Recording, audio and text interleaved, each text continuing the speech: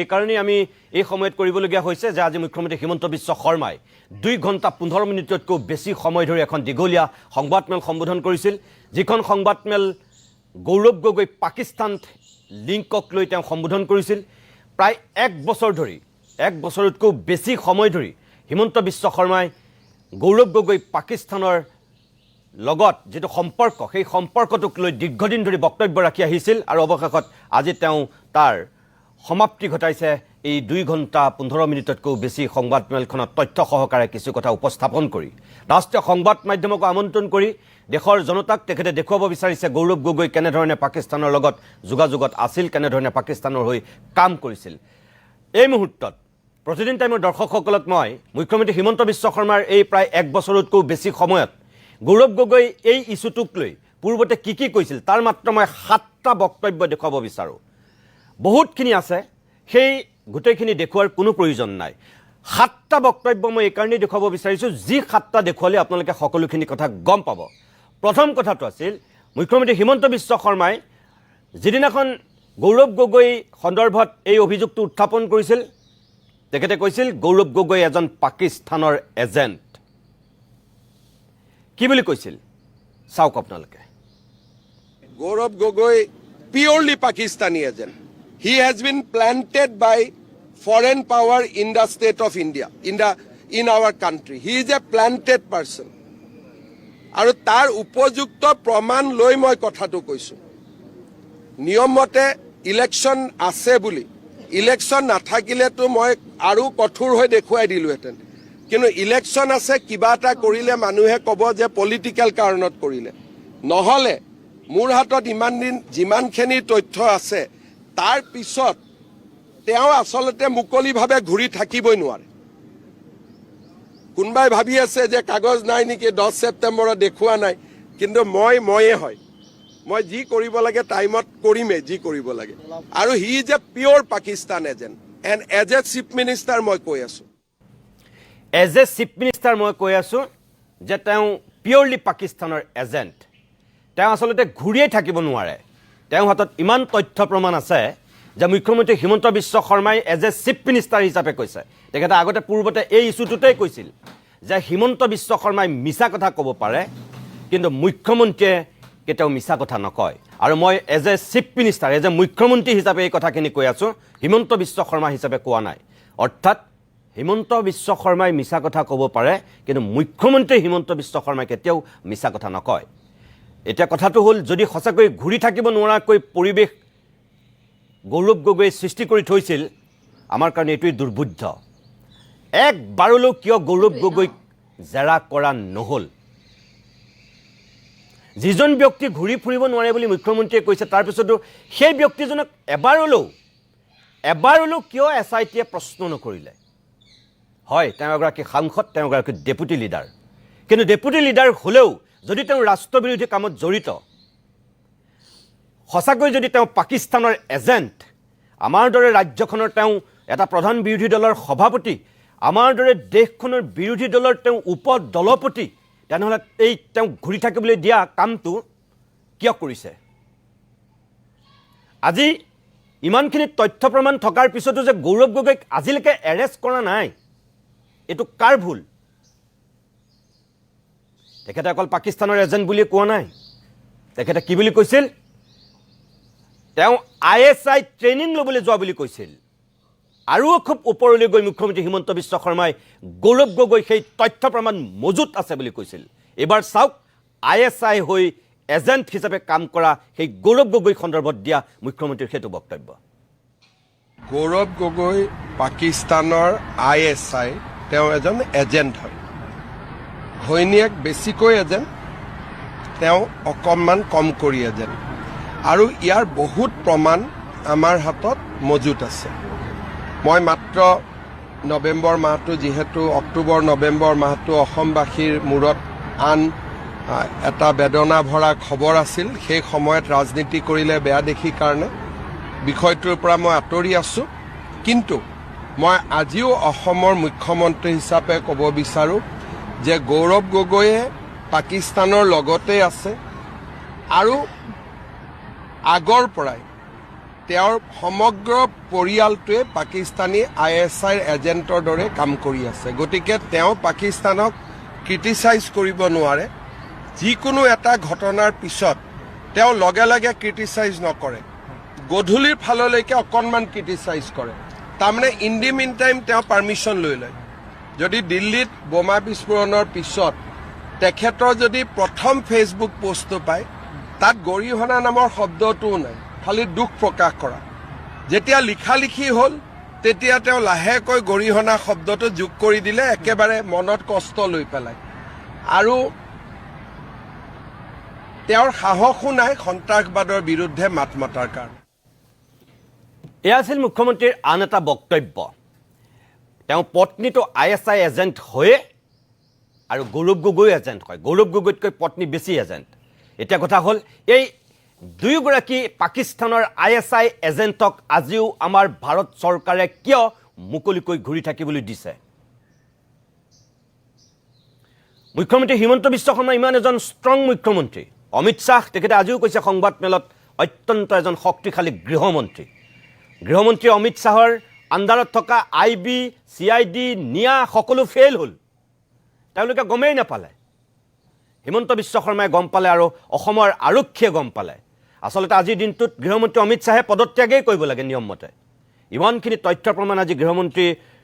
থাকোঁতেও এজন অসমৰ নিচিনা সৰু ৰাজ্য এখনৰ মুখ্যমন্ত্ৰীয়ে উদঙাই দিবলগীয়া হৈছে ইয়াতকৈ আৰু আমাৰ কাৰণে দুখৰ কথা একোৱেই হ'ব নোৱাৰে চাবলৈ গ'লে কিন্তু এই পাকিস্তানৰ ISI ট্ৰেইনিং ল'বলৈ যোৱা পাকিস্তানৰ ISI এজেণ্ট হিচাপে কাম কৰি থকা আৰু গৌৰৱ গগৈকৈ বেছি এলিজাবেথ পাকিস্তানৰ এজেণ্ট হিচাপে ISI এজেণ্ট হিচাপে থকাৰ পিছতো গৌৰৱ গগৈক সাংসদ হিচাপে বাৰু গ্ৰেপ্তাৰ কৰিব পৰা নাই কিবা বেলেগ কথা কিন্তু গৌৰৱ ধৰিব পাৰে ৰাষ্ট্ৰবিৰোধী দেশ বিৰোধী কামৰ লগত জড়িত হোৱা যিমানে প্ৰধানমন্ত্ৰী ৰাষ্ট্ৰপতি গৃহমন্ত্ৰী হয়তো নোৱাৰে তাৰ তলৰ সকলোকে চাগে পাৰিবই কিয় নোৱাৰিব কিন্তু সেইটো কৰা নাই এলিজাবেথক কিয় কৰা হোৱা নাই এলিজাবেথক যে সুধিছিল তদন্তকাৰী বিষয়াই তাৰপিছত যে তেওঁ একো নক'লে তাৰপিছত তেওঁৰ বিৰুদ্ধে গোচৰ তৰিলে নে নাই তেওঁ যে একো আৰু তাতকৈ নকওঁ বুলি ক'লে তাতেই কি দায়িত্ব শেষ নেকি SITয়ে তাৰপিছত কি কৰিব লাগিছিল অসম চৰকাৰে তাৰপিছত কি উদ্যোগ ল'ব লাগিছিল সেই উদ্যোগখিনি ল'লে নে নল'লে নে আজি পলাশ ৰঞ্জন বৰুৱা আৰু দিগন্তই কোৱাৰ দৰে যে অকল ৰাজনৈতিকভাৱে পানী ঘোলা কৰিবৰ কাৰণে যোৱা 1 বছৰ ধৰি অসমৰ মানুহক হিমন্ত বিশ্ব শৰ্মাই ক'ৰবাত মূৰ্খ সজাইছে কোনটো সঁচা আৰু গৌৰৱ গগৈৰ প্ৰতিও আমাৰ আহ্বান যে আপুনি কিয় এই বিষয়টোক লৈ ইমান দিনে আপুনি মৌনতা অৱলম্বন কৰিলে হিমন্ত বিশ্ব শৰ্মাই বাৰে বাৰে অভিযোগ উত্থাপন কৰিছিল আপুনি এটা সময়ত মুখ খুলি পেলাই কৈছিল এইবিলাক গোকাত মিছা এইবোৰ সব ফ্লপ শ্ব' হ'ব এইবোৰ সব ফুজ হ'ব এই শব্দকেইটাই আপুনি কৈছিল আজি মুখ্যমন্ত্ৰীয়ে 2.5 ঘণ্টামান সময় ধৰি যিখন সংবাদ মেল দিছে ইয়াৰ পিছত আপুনি কি কয় আমি নাজানো আপুনি মুখ খোলাটো আপোনাৰ কিন্তু দায়িত্ব আৰু কৰ্তব্য সেয়াও সঁচা তাৰপিছত মুখ্যমন্ত্ৰীৰ মই আন এটা বক্তব্য দেখুৱাব বিচাৰোঁ গৌৰৱ গগৈ ডাঙৰীয়াকো যদি আপুনি পাহৰি গৈছে চাওক অসমবাসীয়েও চাওক যে এণ্টি নেশ্যনেল এক্টিভিটি সন্দৰ্ভত হিমন্ত বিশ্ব শৰ্মাই গৌৰৱ গগৈৰ বিৰুদ্ধে কোৱা আন এটা বক্তব্য আপুনি যদি পাকিস্তানত গৈছে আপোনাৰ ষ্টাম্পটো মই মাৰিব পাৰিম নেকি পাছপোৰ্ট ভিছাত মইতো ইমান পাৱাৰফুল মানুহ নহয় গতিকে আপুনি গ'লেহে আপোনাৰ পাছপোৰ্টত ষ্টাম্পটো থাকিব আজিলৈকে তেওঁলোকে কৈছে নেকি আমি যোৱা নাই বুলি সাহসটো কৰা নাই যোৱা নাই বুলি ক'বৰ কাৰণে এন্টি নেশ্যনেল এক্টিভিটি ওলাব নেকি স্যাৰ কিবা এটোতো পাকিস্তানত যোৱা মানে এন্টি নেশ্যনেল পাকিস্তানত আমাৰ ক্ৰিকেট টিমকে যাব নিদিয়ে পাকিস্তানত মানুহ লুকাই কিয় যাব পাকিস্তানত কোনবা গ'লে ডেলিগেশ্যনত যাব ফটো উঠি যাব চুপচাপ কৰি পাকিস্তানত কিয় যাব মই যদি আজি পাকিস্তানত যাওঁ আপোনালোকে মোক এৰি দিব নেকি আজি কালি যদি ৰাতিপুৱা মই 7 দিন নোহোৱা হৈ যাওঁ 8 দিনৰ দিনাখন আপোনালোকে গম পালে হিমন্ত বিশ্ব শৰ্মা পাকিস্তানৰ পৰা আহিলে আপোনালোকে মোক এৰি দিব জবাই কৰি চেছ কৰি দিব কেৱল ইমানেই নহয় আজি হিমন্ত বিশ্ব শৰ্মাই কৈছে 10 দিন আছিল কিন্তু ইয়াৰ পূৰ্বে হিমন্ত বিশ্ব শৰ্মাই কৈছিল 15 দিন ধৰি পাকিস্তানত আছিল আৰু তথ্য প্ৰমাণ মজুত আছিল বুলি কৈছিল আগতে তেওঁ কি কৈছিল এই 15 দিনীয়া পাকিস্তান ভ্ৰমণৰ সন্দৰ্ভত এবাৰ সেয়া চাওক। অসমৰ এজন সাংসদে 15 দিন সময় ইছলামাবাদত থাকি অহাৰ তথ্য অসম চৰকাৰৰ ওচৰত আছে আৰু এই সংসদজনে পাকিস্তান দূতাবাসৰ লগত তেওঁৰ সম্পৰ্ক ৰাইজৰ সন্মুখত আছে আৰু বহুত কথা পোহৰলৈ আহিব। এজন গৌৰৱী পিতৃৰ সন্তান কেনেকৈ দেশৰ বিৰুদ্ধে যাব পাৰে তাৰ জল পট প্ৰমাণ আমি এক্সপ'জ বুলি নকওঁ, দেশৰ স্বাৰ্থত ৰাইজৰ সন্মুখত আনিব লাগিব। আৰু মই আজিয়ে কৈছোঁ যে 15 দিন ভাৰত চৰকাৰক নোকোৱাকৈ ইছলামাবাদত থাকি অহাৰো আমি প্ৰমাণ পাইছোঁ আৰু বিভিন্ন প্ৰমাণ আমাৰ হাতত আছে। গতিকে মই ভাবোঁ যে তাতেই কিজানি নামাজ পঢ়িব শিকি আহিছে, যি ধৰণে নামাজ পঢ়ে। গতিকে এই গোটেই কথাবোৰ আমি জনতাৰ সন্মুখলৈকে আনিম। পাকিস্তান আমাৰ ডাঙৰ শত্ৰু, কিন্তু দেশৰ ভিতৰত থাকি পাকিস্তানৰ গুণগান কোৱাসকল তাতকৈও ডাঙৰ শত্ৰু। এই কথাটো আমি মনত ৰাখিব লাগিব। বাহিৰৰ মানুহজনক দেখিলে গম পাওঁ ই আমাৰ শত্ৰু, কিন্তু নিজৰজনক ঘৰত থাকিলে আমি গম নাপাওঁ এওঁ আমাৰ শত্ৰু। যি নহওক, বিভিন্নজনৰ সহায়ত আমি বহু দূৰ আগবাঢ়ি গৈছোঁ। বহুবিলাক প্ৰমাণ আছে আৰু বহুবিলাক বিস্ফোৰক তথ্য ৰাইজৰ সন্মুখলৈ আহিব। মই এছেম্বলিতো কৈছোঁ, পাকিস্তানৰ লগত পৰিয়ালটোৰ সম্পৰ্ক স্পষ্টভাৱে আপোনালোকে দেখা পাব। তাত কোনো বিশ্লেষণৰ কোনো কথাই নাথাকিব। It will be black and white. It will be black and white. 15 days 15 দিন আছিল বুলি কৈছিল তেতিয়া, আৰু আজি কিন্তু মুখ্যমন্ত্ৰীয়ে 5 দিন সময় হ্ৰাস কৰিলে, আজি 10 দিন থকা বুলি কৈছে। এতিয়া কথা হ'ল, অকল পাকিস্তানত থকাই নহয়, পাকিস্তানৰ বেংক একাউণ্ট কেনেকৈ এই গৌৰৱ গগৈ পৰিয়ালৰ আছে, কেনেকৈ তেওঁলোকে অৰ্থনৈতিকভাৱেও পাকিস্তানৰ লগত লেনদেন কৰে, সেই সন্দৰ্ভতো আজি যেনেকৈ সংবাদমেলত কৈছে, ইয়াৰ পূৰ্বে মুখ্যমন্ত্ৰীয়ে তথ্য সহকাৰে কিছু বক্তব্য ৰাখিছিল। কি কৈছিল এবাৰ মই সেয়াও দেখুৱাই লৈছোঁ আপোনালোকক। মই আজি খালি হিণ্ট দিছোঁ আপোনালোকক। তেওঁৰ পৰিয়ালৰ একাউণ্টত আজিও পাকিস্তানত ৰানিং আছে বেংক একাউণ্ট, চলি আছে। মই 8 তাৰিখে কমেই, খালি আপোনালোকক এটা হিণ্ট দিছোঁ। যি বেংক একাউণ্ট পাকিস্তানত থাকিব পাৰে, সেই মানুহ কিমান ডেঞ্জাৰাছ হ'ব আপোনালোকে খালি ভাবি চাওক। মই যিবিলাক কওঁ, মোৰ ওপৰত কিয় কেছ কৰিব সাহস নকৰে? আজি যে মই 2 মাহৰ পৰা কৈ আছোঁ, মোৰ ওপৰততো কোনেও কেছ কৰা নাই। কিয়? তেওঁলোকে জানে যে কেছ কৰিলে উল্টা বিপদত পৰিম। আজি মই কৈছোঁ যে পৰিয়ালৰ পাকিস্তানতো বেংক একাউণ্ট আছে, খালি হিণ্টটো দিছোঁ। আজি কিন্তু সংবাদমেলত মুখ্যমন্ত্ৰীয়ে পাকিস্তানত বেংক একাউণ্ট আছিল বুলিহে কৈছে, আছে বুলি কোৱা নাই। এতিয়াও এই বক্তব্যটোত কৈছিল আছে বুলি, কিন্তু ইয়াৰ পিছত যেতিয়া আজি মুখ্যমন্ত্ৰীয়ে সংবাদমেল দিলে, এতিয়া বেংক একাউণ্ট নাই বুলি কৈছে, আগতে আছিল বুলি কৈছে। কিন্তু সিদিনাখন তেখেতে তেতিয়ালৈকে বেংক একাউণ্ট আছে বুলি কৈছিলে। আমি নাজানো কোনটো সঁচা কোনটো মিছা। বেংক একাউণ্ট তেওঁ যিহেতু এটা তাত পাকিস্তানৰ বা এজেঞ্চিত, এটা সংস্থাত কাম কৰিছিল, তেওঁ পত্নীৰ হয়তো বেংক একাউণ্ট থাকিব পাৰে। এই মুহূৰ্তত মই পোনে পোনে আপোনালোকক লৈ যাব বিচাৰিছোঁ। গৌৰৱ গগৈয়ে এই সন্দৰ্ভত হয়তো মুখ খুলিছে, সংবাদ মাধ্যমৰ আগত সম্বোধন কৰিছে। মই গৌৰৱ গগৈ বক্তব্যৰ মাজলৈ পোনে পোনে আপোনালোকক লৈ যাব বিচাৰিছোঁ। আপোনালোকে ঠেলাঠেলি নকৰিব, শৃংখলাবদ্ধভাৱে লওক। কিছু সময় পূৰ্বে মুখ্যমন্ত্ৰী আপোনাৰ বিৰুদ্ধে যি সমাধান কৰিছিলে যে পাকিস্তান লিংক সন্দৰ্ভত আপুনি 10 দিন পাকিস্তানত আছিলে, কি কৰি আছিলে, সেইটো এটা প্ৰশ্ন। আৰু দ্বিতীয়তে এলিজাবেথ আপোনাৰ ৱাইফে পাকিস্তান লিডৰ পৰা দৰমহা লৈছিলে, প্ৰথম 6 মাহ 2 লাখ, তাৰপিছত 2.5 লাখকৈ ইতিমধ্যে সংবাদমেলত উল্লেখ কৰিছে। আপুনি 10 দিন আছিলে, ইছলামাবাদ কৰাচিলৈকে গৈছিলে,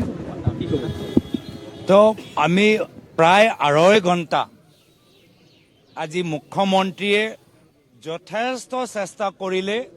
যে নিজৰ ফ্লপ চিনেমাটো কেনেদৰে এটা মানুহৰ মাজত লৈ যাব পাৰে, বহুত চেষ্টা কৰিলে। 2.5 ঘণ্টা পিছত সেই ৰুমৰ ভিতৰত যিমানবোৰ সাংবাদিকসকল আছিলে তেওঁলোকে কনভিন্স কৰিব নোৱাৰিলে। যিমান সাংবাদিকসকল আছিল সকলোৱে যেতিয়া তেওঁলোকৰ প্ৰশ্নবোৰ শুনিব, মোৰ কথা ক'ব নালাগে, আপোনালোকে সেই সাংবাদিকসকলে যে গোটেই সেই 2.5 ঘণ্টা সংবাদমেলটো সহ্য কৰিলে, দিল্লীৰ পৰা আহিলে, ভাবিলে আজি কিবা এটা পাব, তেওঁলোকৰ প্ৰশ্ন শুনিলে আপোনালোকে গম পাব যে তেওঁলোকে নিজে কনভিন্স হোৱা নাই।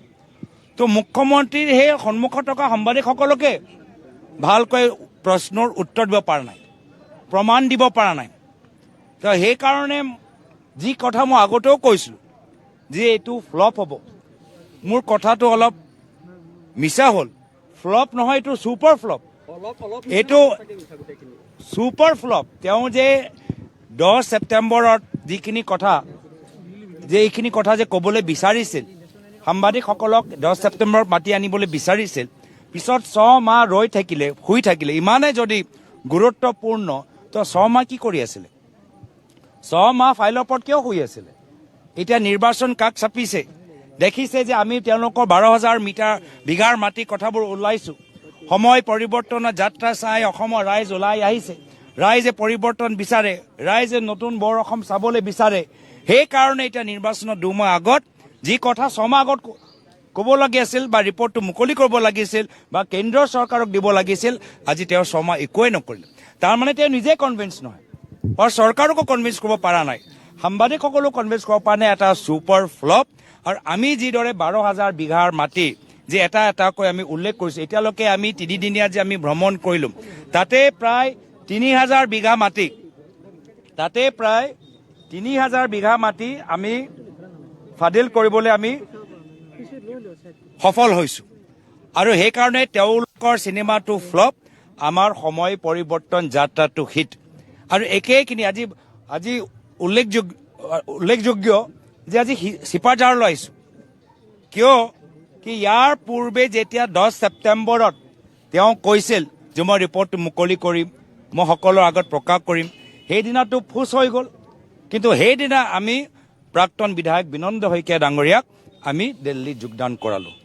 আৰু আজিও 8 ফেব্ৰুৱাৰী যে এতিয়া বাস্তৱভাৱে তেওঁ ফ্লপ চিনেমাটো মুকলি হ'ল, আমি বিনন্দ শইকীয়া ডাঙৰীয়াৰ আজি আৰু জিলা কংগ্ৰেছৰ বিভিন্ন আমাৰ দলৰ সতীৰ্থসকলৰ সহযোগত এটা সুন্দৰ অনুষ্ঠানত আহিছোঁ। শেষত গৈ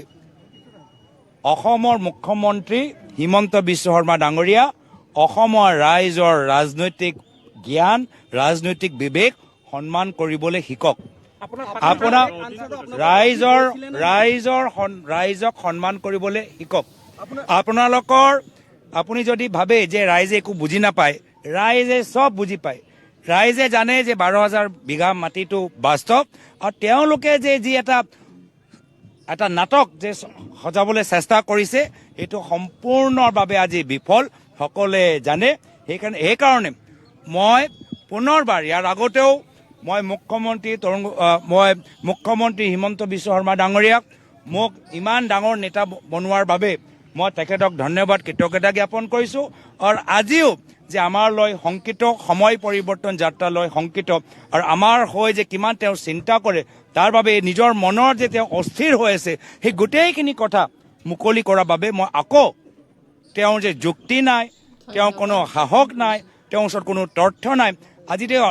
ৰাষ্ট্ৰীয় সংবাদ মাধ্যমৰ সন্মুখত যে গোটেইখিনি প্ৰকাশ কৰিলে, মই তাৰ বাবে মই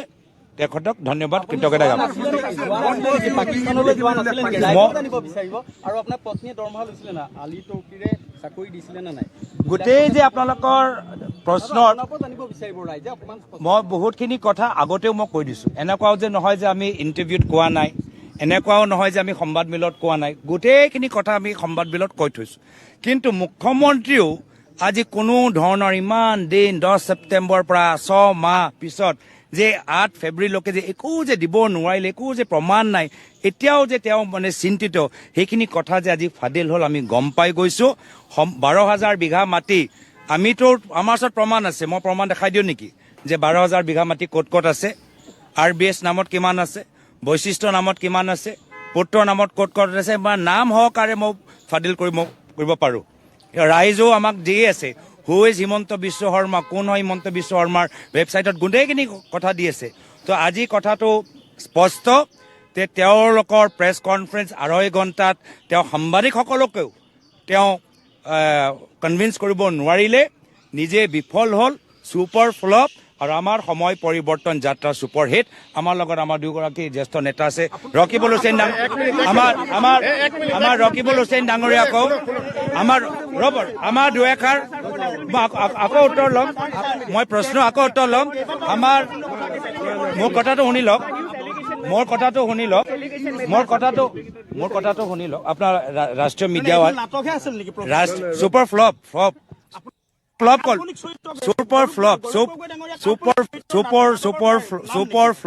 ছুপাৰ ফ্লপ এতিয়া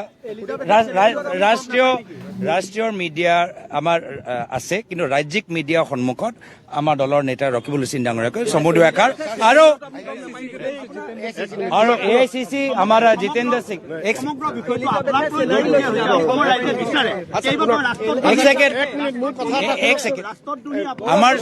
আমাৰ চৌমতো স্বামী শব্দ চৌমতো আপোনালোকে মিডিয়াৰ পৰা পঢ়ি লওক মেছেজত কেন্দ্ৰ চৰকাৰে নাজানে নেকি কেন্দ্ৰ চৰকাৰে নাজানে নেকি কেন্দ্ৰ চৰকাৰ আপুনি সুধি লওক কি সুধি লওক এক ছেকেণ্ড চৌমতো এতিয়া আমাৰ জিতেন্দ্ৰ সিং জি পৰাও চৌমতো দায়িত্ব ললো আচ্ছা এক মিনিট জিতেন্দ্ৰ সিঙে কোৱাৰ পিছত আমি সুকীয়াকে মই প্ৰদ্যুৎ বৰদলৈ আৰু ৰকিবুল হুছেইনে আমাৰ দলৰ স্থিতিটো আমি কম এইটো যিটো কলে গৌৰৱ গগৈ কলে তেখেতৰ আমি পাৰ্টীয়ে কি কওঁ সেইটো আমি বেলেগে আপোনাৰ অপনিং ষ্টেটমেণ্টটো নুশুনাকে কেনেকে ল'ব পাৰে আমাৰ প্ৰশ্নখিনি উত্তৰ দিলো आप अपना बोलो आप इधर आ जाओ आप पीछे इधर आओ मुझे आने दो आप उधर आ जाओ এয়া আছিল গৌৰৱ গগৈ সাংবাদিকে সোধা প্ৰশ্নৰ উত্তৰ কিন্তু গৌৰৱ গগৈ কিয় ক'ব পৰা নাই তেওঁ সুধিছিলে কি তেওঁ উত্তৰ দিছে কি ঠিক আছে হিমন্ত বিশ্ব শৰ্মাই ফ্লপ শ্ব' কৰিছে ছুপাৰ ফ্লপ শ্ব' কৰিছে কিন্তু হিমন্ত বিশ্ব শৰ্মাৰ সেই কথাৰ উত্তৰ দিবলৈ গৈ গৌৰৱ গগৈ নিজে কি কৰিছে গৌৰৱ গগৈ সুধিছে আপুনি 10 দিন পাকিস্তানলৈ যোৱাটো সঁচানে মিছা আপুনি 10 দিন পাকিস্তানত গৈ কি কৰিছিল গৌৰৱ গগৈ কিয় উত্তৰটো দিব পৰা নাই গৌৰৱ গগৈ সোধা হৈছে কি আৰু গৌৰৱ গগৈ উত্তৰ দিছে কি গৌৰৱ গগৈও নিজে স্থিতিটো স্পষ্ট কৰক হিমন্ত বিশ্ব শৰ্মাই বাৰম্বাৰ কৈছে আগতে 15 দিন যোৱা বুলি কৈছিল এতিয়া 10 দিন যোৱা বুলি কৈছে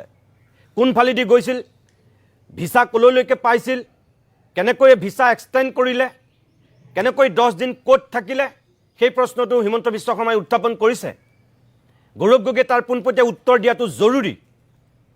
গৌৰৱ গগৈ তাৰ উত্তৰ নিদি যদি গৌৰৱ গগৈ ফালৰি কাটি যায়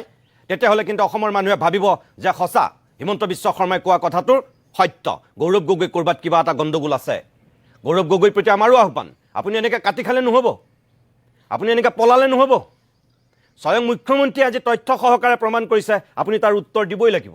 সাংবাদিকে যিটো প্ৰশ্ন সুধিছে আপুনি তাৰ উত্তৰ দিবই লাগিব যদি আপুনি উত্তৰ নিদিয়াকৈ ফালৰি কাটি আপুনিও যদি ভাবিছে এনেকুৱা কিছু হিমন্ত বিশ্ব শৰ্মাৰ নিচিনা কিছুমান কথা কৈ পেলাই আপুনিও বিষয়টো তল পেলাব হাম কাটাব এইটো হ'ব নোৱাৰিব গৌৰৱ গগৈ উত্তৰ দিবই লাগিব জিতেন্দ্ৰ সিং প্ৰদ্যুৎ বৰদলৈ ৰকিবুল হুছেইন ৰিপুন বৰাই উত্তৰ দিলে নহ'ব প্ৰশ্ন আহিছে গৌৰৱ গগৈৰ প্ৰতি আৰু তাৰ উত্তৰ গৌৰৱ গগৈয়ে দিব লাগিব তাৰ উত্তৰ ৰিপুন বৰাৰ পৰা অসমৰ মানুহে বিচৰা নাই তাৰ উত্তৰ প্ৰদ্যুৎ বৰদলৈ ৰকিবুল হুছেইন বা জিতেন্দ্ৰ সিঙৰ পৰা বিচৰা নাই অসমৰ মানুহে বিচাৰিছে গৌৰৱ গগৈৰ পৰা উত্তৰ আৰু গৌৰৱ গগৈ তাৰ উত্তৰ দিয়াটো প্ৰয়োজন জৰুৰী আৰু যদি আপুনি উত্তৰ নিদিয়ে তেতিয়াহ'লে কিন্তু হিমন্ত বিশ্ব শৰ্মাই কোৱা কথাটোৰ ক'ৰবাত সত্যতা আছে বুলি যেন আপুনি নিজেই প্ৰমাণ কৰিব তেনেকুৱা এক ইংগিতহে হয়তো আপুনি দিব বাকী বিচাৰ অসমৰ মানুহে কৰিব অকণমান সময়ৰ কাৰণে আমি পুনৰ বাণিজ্যিক বিৰতি ল'ম তাৰপিছতে ষ্টুডিঅ'ৰ অতিথিসকলৰ কাষলৈকো আহিম আৰু আমাৰ নিজৰ কিছু ক'বলগীয়া কথা আপোনালোকৰ আগত বেকত কৰিম